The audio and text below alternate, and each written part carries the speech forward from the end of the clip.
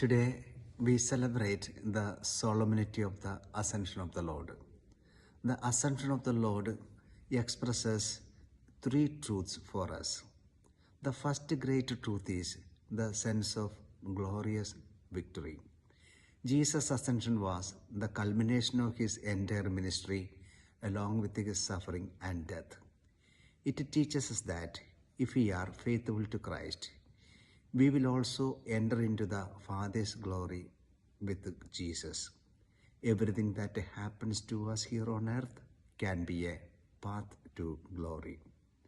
And the second truth is that where Jesus has gone, we hope to follow. The ascension shows that our real home is heaven and we will be with God. Heaven is our real homeland. Until then, we are only renting. And finally, in his ascension, he became absent.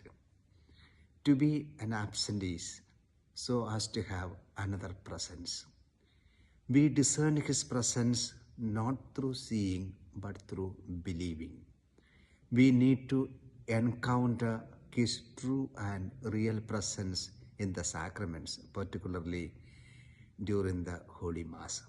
The Ascension guarantees us that although he rose to heaven, he remains the same Christ yesterday, today, and forever. Thus, in order to encounter the risen Lord today, that we need not to travel to anywhere else, but we have only to come to church and have faith. He is present in the sacraments, he is among us, and he is within the Bible. God bless. Amen.